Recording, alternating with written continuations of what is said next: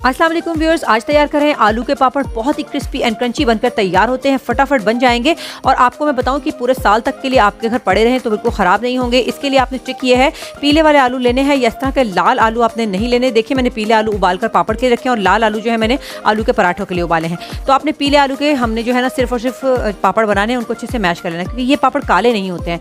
अगर हम लाल आलू से बनाएंगे तो वो काले हो जाएंगे। अच्छी तरह से कद्दूकश कर लीजिए या किसी भी तरह से मैश कर लीजिए। बस हमारा मकसद ये है कि हमें इसे बहुत ही बिल्कुल बारीक करना है, इसमें कोई गुठलियां उठलियां नहीं होनी चाहिए।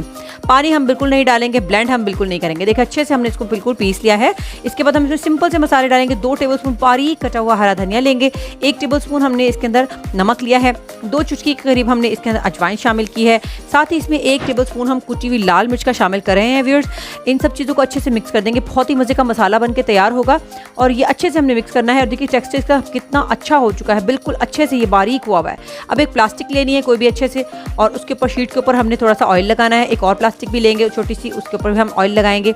अब हम आपको बताते हैं किस तरह से यहाँ पापड़ बनेंगे। एक छोटा सा पेड़ा बनाएंगे और हम यहाँ पर रखकर दूसरी जो प्लास्टिक हमने ली थी उसकी ऑयल वाली साइड हम इसके ऊपर रखेंगे और इसको हम इसके ऊपर कोई सी भी प्लेट लेके हल्का सा प्रेस कर देंगे। देखिए प्लेट से प्रेस करने से अगर हल्का प्रेस करेंगे तो एक थोड़ा छोटे साइज़ का पापड़ बनेगा और अगर थोड़ा सा हम और प्रेस कर देंगे, हाथ से चाहे तो बड़ा कर लें, लेकिन मैं प्लेट को प्रेफर करती हूँ। और फिर हम पे मुनासिब किस्म के जो है ना वो पापड़ बन के तैयार हो जाएंगे। देखिए साइज़ का अपनी मर्ज़ी से छोटा बड़ा कर सकते हैं। अब हमने इसको धूप में रख देना है और धूप में रखेंगे, थोड़ी देर के अंदर ये अपनी जगह छोड़ देंगे और फिर आप चाहें तो इसे हवा में रख के भी, पंखे में भी सुखा सकते हैं। अगर आपके पास धूप नहीं आती है तो आप इसे हवा में सुखा लीजिए। तो देखिए हमारे पापड़ बिल्कुल एक ही दिन के अंदर बन के अच्छे से रेडी हो गए, बिल्कुल क्रिस्पी हैं, बिल्कुल क्रंची हैं। और इसको हम आपको फ्राई करके दिखाते हैं। इनकी शेल्फ लाइफ भी बहुत अच्छी होती है और खाने में बहुत टेस्टी होते हैं। हल्का सा ऑयल गर्म करना है आपने, बहुत ज़्यादा तेज़ गर्म नहीं करना है वरना एकदम से जल जाएंगे क्योंकि बहुत ही स्किनी, बहुत ही बारीक होते हैं।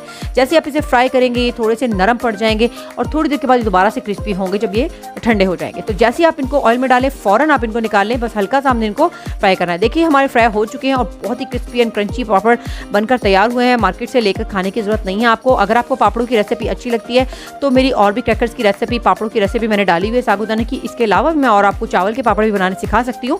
अगर आप इसको पसंद करेंगे तो मुझे ज़रूर कमेंट करके बताइएगा। ये बहुत ही टेस्टी पापड़ बनके तैयार होते हैं, क्रिस्पी एंड क्रंची। अच्छी रेसिपीज़ जानने के लिए मेरे साथ रहिएगा। शुक्रिया।